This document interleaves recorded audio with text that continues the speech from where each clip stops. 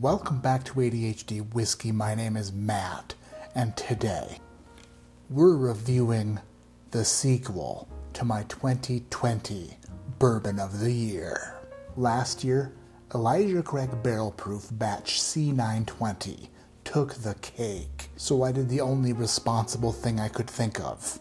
I put on the sweater vest to review this year's Elijah Craig Barrel Proof Batch C921. The C batch of Elijah Craig Barrel Proof is normally the main batch, the best batch. The A and B batches are more like side batches. This is the batch you love, and those other ones are just side batches just to have once in a while.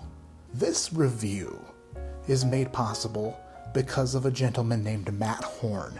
Matt Horn is probably he's probably the best Matt I know,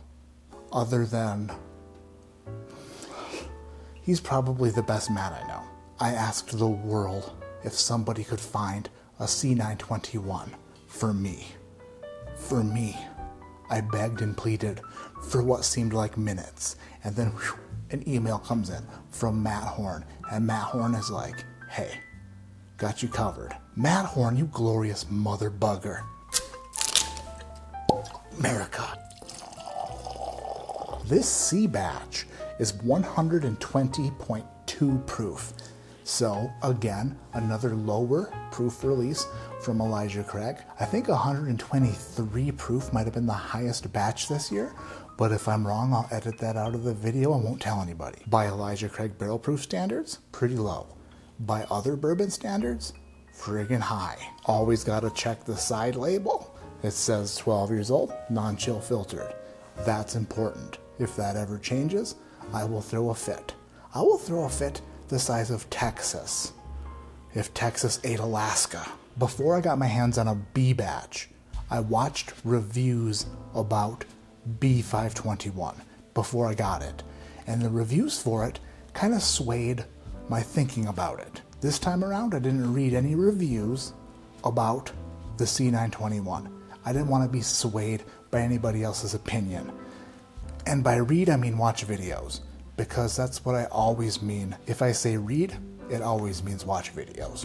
Excitement fills this bourbon kingdom of crickets, boxes, and garage. If you can't tell, my heart rate is beating at a rapid pace. Probably a pace that my cardiologist would frown upon, but that's okay. That's okay. We're just gonna take a sip, settle down, talk about it, relax, talk about it some more, give it a score. I feel like a very fancy whiskey taster when I'm wearing this sweater vest, swirling Heaven Hill's Best, just spinning it and swirling it, and just making all the faces at it, like kissy face, winky face, bedroom face. I feel like the best whiskey tasters on the planet would wear sweater vests. I don't know what gives me that idea. How does it look with the blue blockers? I put on the blue blockers to see if there was any blue in this bourbon, and just what I thought. No blue to block. Just bourbon. It's a very nice Fig Newton. But maybe not a Fig Newton. Maybe like a Strawberry Newton. Yeah. A Strawberry Newton. Mixed berry jelly. The purple stuff. This isn't a thick local maple syrup. It's like a thin Kroger maple syrup. A little bit of barrel char on the nose. A little bit of a cinnamon graham cracker.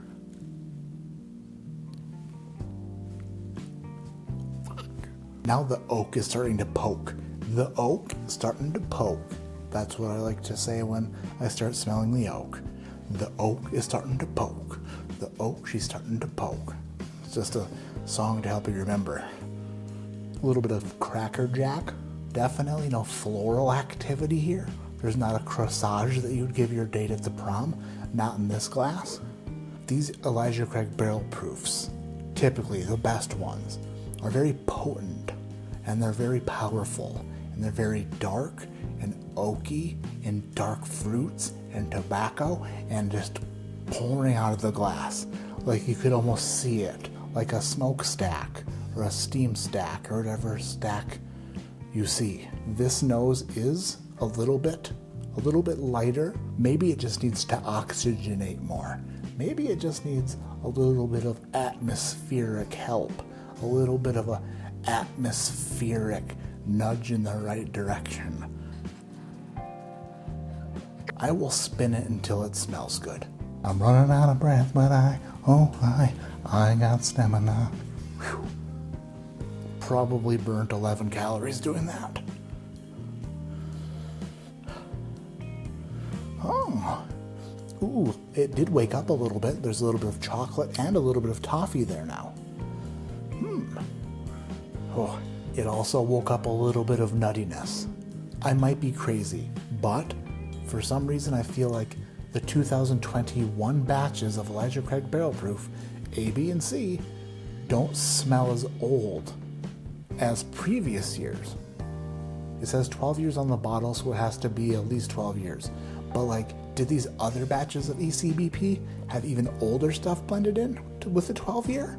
Is that why they smelled so delicious? I think I've been putting off tasting it because I'm worried that it's not going to be the best. And I even dressed up for this occasion because I was hoping it was going to be the best. You're a professional whiskey taster, act like it. Good idea. WWFMD. What would Fred Minnick do? He would taste it. He would taste it, and he would either say, this is scrumptious, or he would say, this is a pile of shit. Fred Minnick is like the whiskey tasting Yoda, who doesn't give a shit about nothing. The more I nose it, the more I feel like I'm getting more corn and nuttiness. I shouldn't have swirled it so much. Let me unswirl it. Elijah Craig Barrel Proof Batch C921. Down the hatch in 3, 2, 1.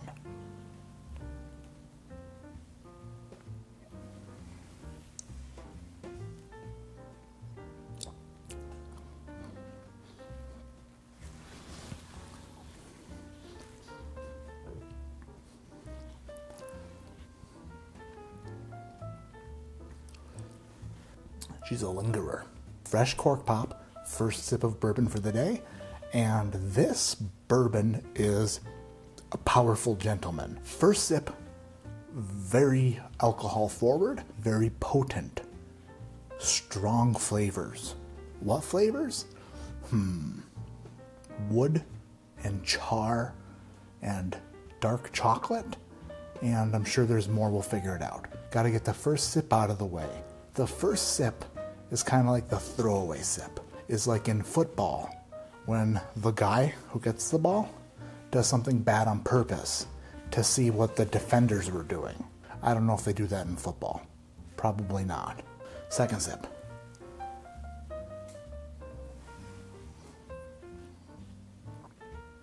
The flavor's like a burnt Belgian waffle. Like you order the Belgian waffles and they get busy doing something in the kitchen, like not watching your Belgian waffles, and then after you taste it, you're like, that's a burnt Belgian waffle that they tried to cover up with syrup. You are too big of a baby to send it back, and part of you thinks that if you send it back, they'll send it back to you with spit in it. So you just suffer through it and leave a great tip and have them give your compliments to the chef, because that's the kind of guy you are. Now that I go back to the nose, I'm getting a little bit of berry. A little bit of blueberry, like a sugared blueberry mush. The Elijah Craig profile that I look for, it makes an appearance briefly. What I've learned, and I know some of you out there don't believe in this, but after these Elijah Craig bottles get a little bit of air, they get a little bit better. They kind of soften up a little bit. The oak comes through on the palate. The oak is very present, but it's not quite as sweet. I would equate it to Elijah Craig Barrel Proof having like a sweet dry rub on some ribs, whereas Buffalo Trace would have a super sweet barbecue sauce on the ribs. The Elijah Craig is still sweet, but just darker and more natural tasting. It tastes kind of like what you would imagine eating a Rick house would taste like. If you knew where Rick lived and his house was full of bourbon and brown sugar. Back to the nose, and now there's a vanilla and a cinnamon. The nose is changing and evolving, and I like that. It's kind of my thing. It coats the mouth really well. It's pretty viscous. This is a bourbon that takes over your senses. It's like, hey, who's in charge of the sensory system in this face? And you're like, well, I am. And it's like, just take 5. I got this from here on out. You taste it, and it just goes, whoo, and your whole system, your whole face gets fucked up for a second. I would say that this drinks just like 130 proof Elijah Craig from last year. It could be because it's a fresh crack and could use some air, or it could just drink hot. But it drinks a little bit above its proof point. And not only that, but there's a strong cinnamon note in there. So the cinnamon note, the oak note, and the burnt sugars, along with the viscosity and the overwhelming territorial dominance that this bourbon establishes when it runs aground on your tongue and sticks its flag into the dangly thing on the back of your throat. Elijah Craig C921. I like you. I like you a lot. Do I think you will get better with some discipline and some air? Yeah, I do. Do I like you enough to give you a nice score? Yeah, I do. Could that score be better if I waited a few weeks and then scored you then, after you were drank down to there and had that much air? You probably would score better. I would say if you like Elijah Craig Barrel Proof and you run across one of these, it's a for sure buy. Later on, I'll do a video comparing the A, B, and C batch. I will blindly compare the 3 batches this year to find out which batch is my main batch and which batches are my side batches. And then I will determine which Elijah Craig Barrel Proof bourbon was the best of this year. But this isn't the video for that. Your score tonight is... It's a great bourbon. It's great. It's, I'm gonna score it an 8.5. It's an 8.5. There's really not a lot to not like about these bourbons. They offer everything I want, and this is my flavor profile. This is my jam. I always love Elijah Craig Barrel Proofs, so I'm a little bit biased, even though I don't try to be. I just love these things. I absolutely love them. If you liked this video or tolerated it, hit the thumbs up, hit the subscribe button. My name is Matt, this is ADHD Whiskey, and like I always say, keep your head in the clouds, but your mind on sometimes just buttoning up the top collar and throwing on something fancy. Even if the fanciest stuff you got is 5 sizes too big for anybody but yourself. And you're wearing sweatpants. Hashtag blue blockers and bourbon, bitches. It's a new hashtag, so suck on that one. I'm out of here.